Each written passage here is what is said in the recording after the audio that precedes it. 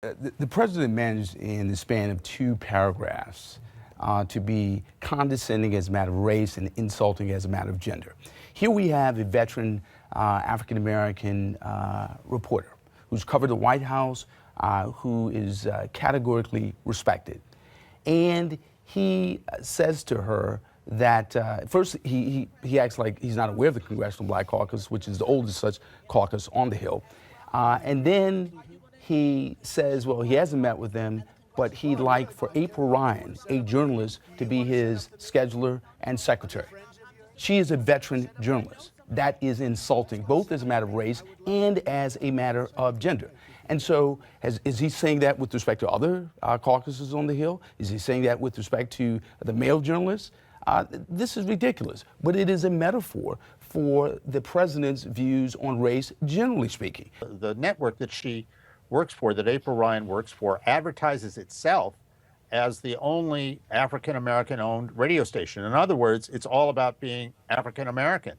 So in that context, he asked the question. This is the problem here. I mean, I used to think the Congressional Black Caucus, when it was first formed, was a good thing. I've changed my mind on this. I don't think there should be any caucuses in the House of Representatives that are divided by race. I mean, heaven forbid, if David Duke got elected and wanted to form a Congressional White Caucus, that would just be appalling. Appalling. Okay. This is where we get into a problem, and it's got to stop. Cornell? Sir, Jeffrey, I'm looking for a word here beyond, it's completely preposterous to compare the Klan to the Congressional Black Caucus. The Congressional Black Caucus it's not a matter of dividing by race. It is a matter of affirming racial justice issues. White Caucus. Beg your pardon? You would be okay with a Congressional White Caucus? Really? I didn't say that. What I would be comfortable with is a caucus aligned around issues, a caucus aligned around advancing the concerns of groups that are frequently locked out of the process. That's how the Congressional Black Caucus came into being. And frankly, sir, you should apologize for even putting the Klan and the Congressional Black Caucus in the same sentence. No, don't go there. That's not what I said. It's not a matter of going there, it's a matter of having heard that. What I'm saying to you is there's no room in the United States Congress for caucuses that are divided by race, no matter the race. But sir, there's no place for it. It's sir, let's get back to what the president said.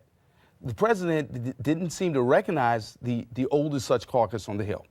The president then speaks to a veteran journalist and suggests that she schedule a meeting. I'm not entirely sure if he is aware that the network that she represents is African-American owned, and that, frankly, is beside the point.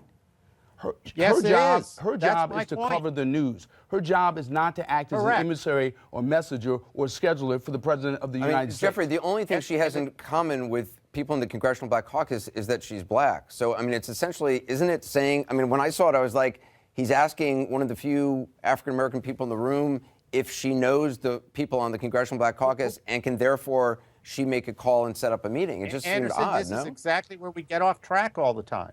I mean, she is a reporter. She is a journalist, period, full stop. So is her job to call up the Congressional Black Caucus and set up a meeting for the President of the United States? No, of course it isn't. But it's her network's job not to advertise itself as African-American owned. What does that have to do with the President of the United States and what he said? How many this is the ultimate distraction. It is total distraction, Jeffrey. Come on. Who she works for says nothing, I should say, who she works for does not in any way undercut the fact that she is a journalist. She's a good journalist. She's a good journalist, and therefore she should be afforded the respect of a journalist. The president didn't know what the CBC was. Do you think he knew what network April Ryan works for? I honestly don't know. I mean, at this point, he's doubtless getting to know the White House press corps. I don't know. Okay.